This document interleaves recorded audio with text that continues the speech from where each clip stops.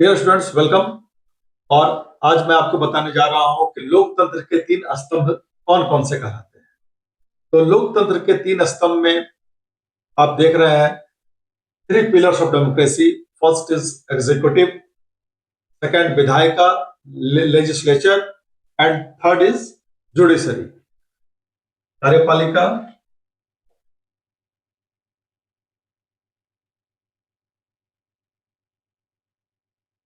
विधायिका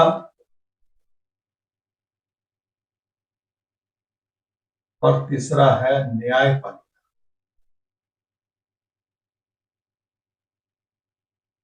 तो कार्यपालिका का इंग्लिश में हम इसको बोलते हैं एग्जीक्यूटिव, विधायिका को लेजिस्लेचर और न्यायपालिका को जुडिशरी कहते हैं। तो सबसे पहले आता है नंबर विधायिका का।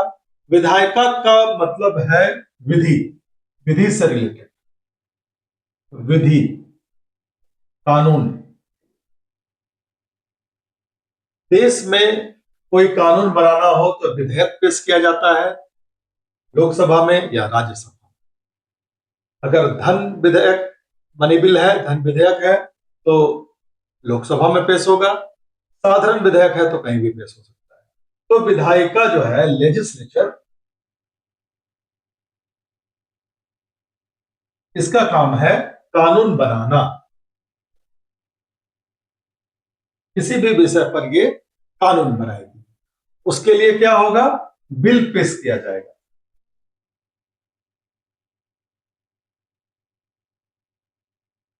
ये काम विधायिका का है। प्रश्न ये पूछेगा कि कानून बनाने का काम किसका है? बिल कहां पेश होता है? बिल किसके द्वारा पेश किया जाता है?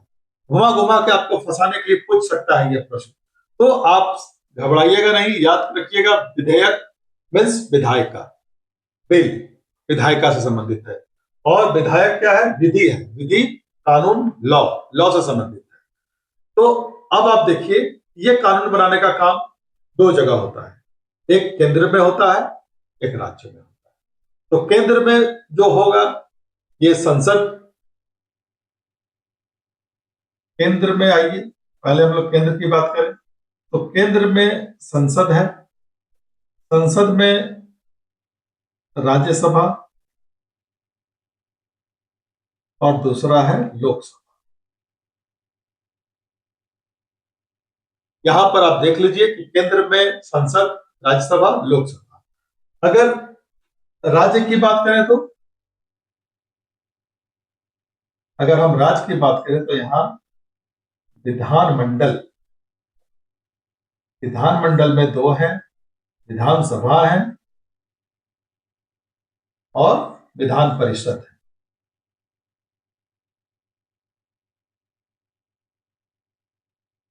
तो आप जानते हैं कि विधान परिषद सभी जगह नहीं है। अभी भारत में कुछ राज्य हैं जो विधान परिषद रखे हैं। ऐसे राज्यों की संख्या 7 है जहां विधानसभा परिषद है। और विधानसभा कहाँ है? तो 29 स्टेट में विधानसभा है और 2 केंद्र शासित प्रदेश जो है, यूनियन टेरिटरी, जो राज्य है, उन वहां पे विधानसभा की व्यवस्था है, दिल्ली और पांडिचेरी, ये 2 जगह है। तो आप समझ सकते हैं, ये विधायक बनाना, कानून बनाना, बिल पास करना, केंद्र में राज्यसभा और लोकसभा, स्टेट में विधानमंडल के अंतर्गत विधानसभा और विधान परिषद को ये पावर दिया गया है। तो जब कानून बन जाता है, आप समझिए कि बिल पास हो गया, राष्ट्रपति का मुहर लग गया, अब ये कानून बन गया। तो अब कानून को लागू कराने की बात आएगी, तो कौन लागू कराएंगे? तो लागू कराने का काम कार्यपालिका का है, लागू करना। कोई भी कानून को लागू करने का काम कार्यपालिका का होता है। और यहां पे भी केंद्र और राज्य, अगर केंद्र का है तो केंद्र में सबसे ऊपर राष्ट्रपति होते हैं। राष्ट्रपति के बाद दूसरा बड़ा पद उपराष्ट्रपति का होता है।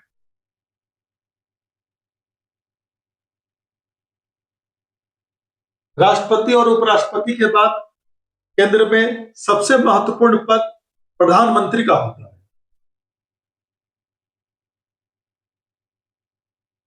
और प्रधानमंत्री किसके साथ काम करते हैं समूह के साथ? तो मंत्री परिषद के साथ काम करते हैं।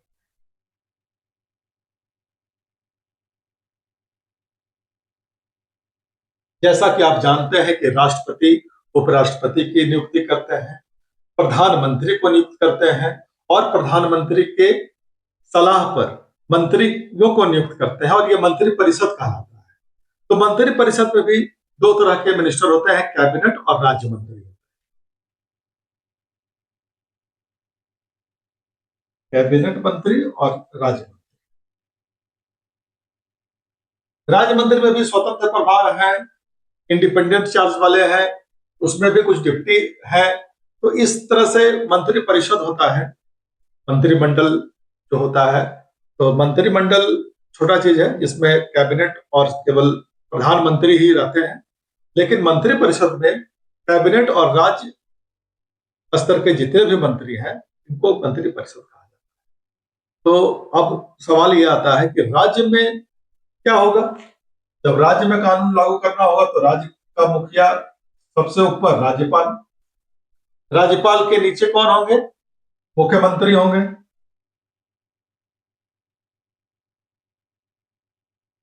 और मुख्यमंत्री के नीचे मंत्री परिषद।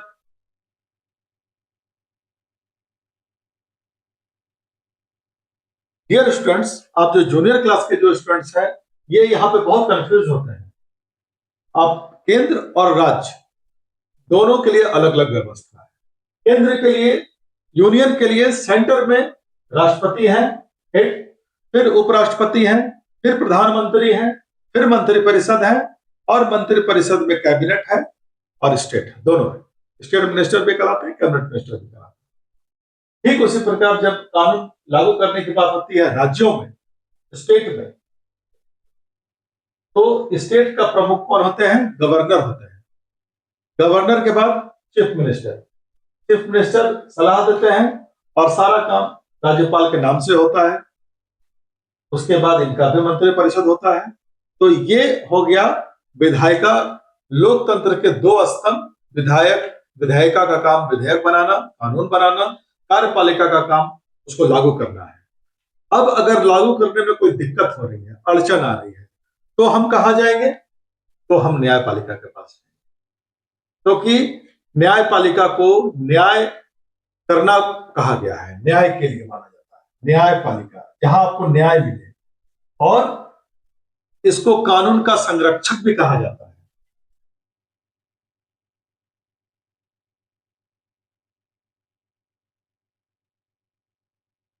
कोई व्यक्ति अगर कानून का उल्लंघन कर रहा हो तो दंड कौन देने का अधिकार किसको है?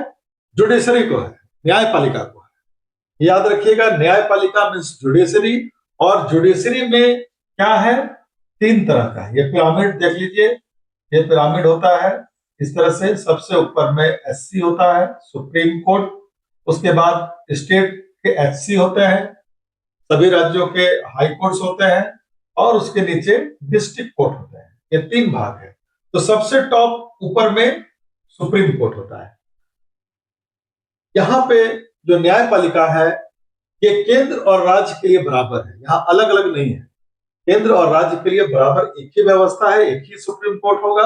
अलग अलग राज्यों के लिए अलग अलग बनाया गया है हाई कोर्ट्स। और कुछ राज्यों को मिला करके भी, कुछ राज्यों के लिए जैसे 2 3 4 राज्य हैं उसके लिए भी एक हाई कोर्ट की व्यवस्था है, तो ये भी संविधान के तहत है। और डिस्ट्रिक्ट कोर्ट्स जो निचला, जिसको हम सबऑर्डिनेट कोर्ट भी कहते हैं, नीचे का न्यायालय, निम्न न्यायालय बोलते हैं, लोअर कोर्ट्स बोलते हैं। तो ये कोर्ट न्यायपालिका का काम है न्याय देना, कानून का संरक्षण करना। कोई कानून से खिलवाड़ कर रहा है तो उसको दंडित करना, और उसके लिए कानून में बहुत सारे प्रावधान बनाए गए हैं। भारतीय नागरिक सुरक्षा संहिता, ये सब वगैरह सब कुछ है, संविधान है। तो उसके रखवाला है न्यायपालिका। न्यायपालिका chief justice of India supreme head होते हैं। जैसे यहाँ पर राष्ट्रपति है, यहाँ राज्यपाल है, तो यहाँ पे हमारे chief justice of India CJI. और सीजेआई की नियुक्ति कौन करेंगे? तो राष्ट्रपति महोदय करते हैं। राष्ट्रपति शपथ ग्रहण करते हैं सीजेआई से, और सीजेआई शपथ ग्रहण करते हैं राष्ट्रपति महोदय से। जैसा कि मैं आपको बता चुका हूं। तो ये मुख्य है और यही हमारा 3 पिलर्स ऑफ डेमोक्रेसी का। अब एक बहुत महत्वपूर्ण एक आर्टिकल है 50, आर्टिकल 50। आर्टिकल 50 कहता है कि न्यायपालिका कार्यपालिका से अलग रहेगी। ये जो न्यायपालिका है और ये जो कार्यपालिका है,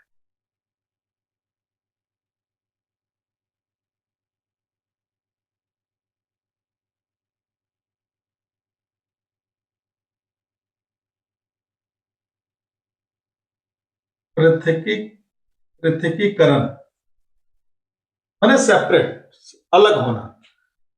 न्यायपालिका और कार्यपालिका दोनों में टकराव की स्थिति नहीं हो, इसलिए आर्टिकल 50 में ये प्रोविजन दिया गया है कि न्यायपालिका कार्यपालिका से पृथक रहेगी, माने अलग रहेगी। इसके काम में आप हस्तक्षेप नहीं करेंगे और इनके काम में ये हस्तक्षेप नहीं करेंगे। जहां कानून लागू करने की बात हो रही है वहां राष्ट्रपति, उपराष्ट्रपति और प्रधानमंत्री, मंत्रिपरिषद ये सब हैं कार्यपालिका के अंग। तो इधर सुप्रीम कोर्ट के टॉप में जो न्यायाधीश लोग हैं ये लोग अपना काम अपना स्तर से करेंगे। तो दोनों में बता दिया गया है कि दोनों का टकराव की स्थिति से बचने के लिए आर्टिकल 50 है, न्यायपालिका कार्यपालिका से पृथक, अलग। यह प्रश्न हमेशा पूछता है कि किस आर्टिकल के तहत ये प्रोविजंस है न्यायपालिका कार्यपालिका से अलग रहेगी। पृथकीकरण की बात है तो आप हमेशा याद रखिएगा आर्टिकल 50 यही है, आप देख लीजिएगा इस। और स्टूडेंट्स आप ध्यान से पढ़ लीजिएगा, समझिएगा, इससे बहुत सारे आपके प्रश्न का उत्तर आपको मिल जाएगा। Thank you. Please like and subscribe.